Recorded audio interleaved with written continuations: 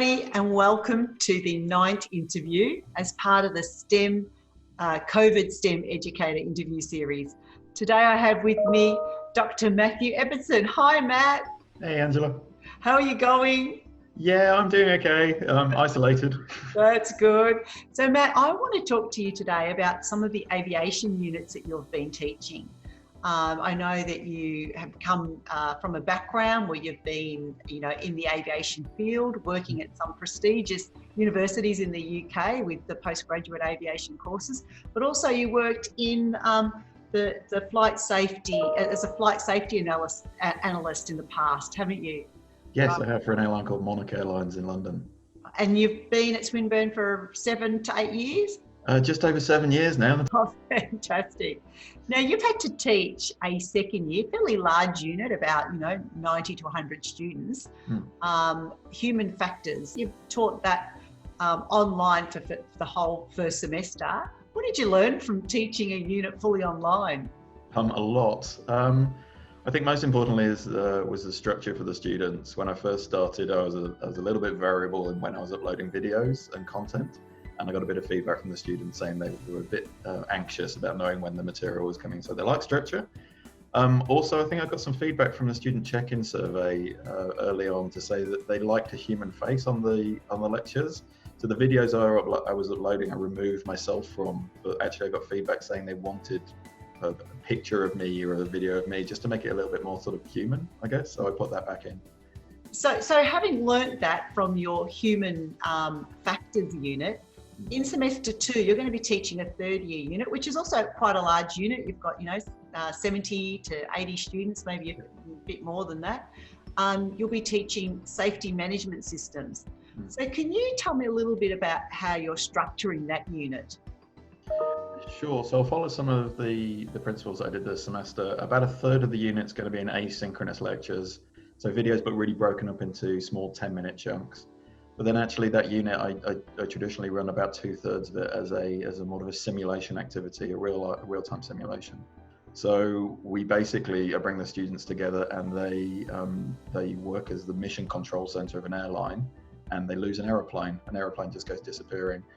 And then they need to go through all of the actions to manage that emergency situation and then recover from it. And so the first few days of the simulation are basically them just being bombarded with information, which some of it makes sense, some of it's contradictory, different information going to different students, so they need to work together. And then the next part of the scenario is once they've sort of got things back on track and they've recurred, they need to then very quickly turn around and brief the CEO of the airline. And then brief media. So they need to sort of deliver live broadcasts to two very different audiences. They need to get their communication skills sorted out. Then the third element is, and I'm very fortunate to have a PhD student who's very proactive, and he's an ex-lawyer, as well as having worked from an airline. So he added to it last year, and we took them all to court. So then they have to go and defend the decisions that they made under pressure in a courtroom as if they were defending the actions of the airline.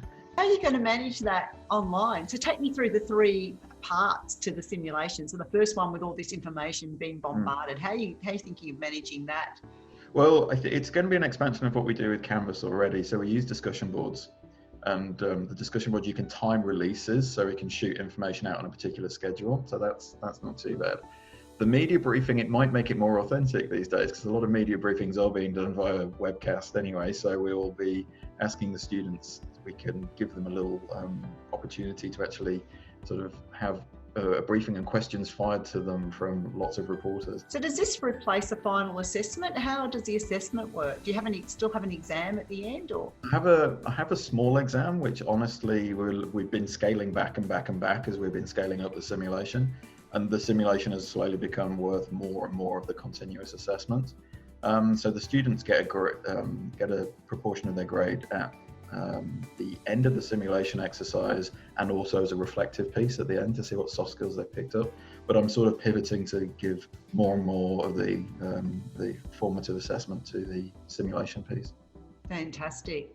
And just the size of the groups, do they work as one whole class as a group, or do you have them broken into groups of 4 or 5? Or? No, they tend to break into groups of 5, or I break them into groups of 5 or 4 if we can. And does each group have the same simulation, or do they have variants of that simulation? At the moment, it's the same. We're looking at ways to sort of manage that a bit more dynamically and then have each group go down various different pathways depending on decisions that they make. Matthew, thank you so much for taking your time and communicating with me and the rest of FSET to understand how you've taken a learning activity and really try to simulate real life what would happen in an airline industry. So that's I'm really pleasing to hear that you're doing that and giving those students those really authentic learning experiences, which is what we're all about. And pleasure. I enjoy it too. and using all the technologies too. So they're going to have to use technology and they have to be forced to use group work or work in groups and to communicate. Thank you so much, Matt. I hope everyone enjoyed this short interview with Matt. Pleasure. Thanks, Angela. Bye, everybody.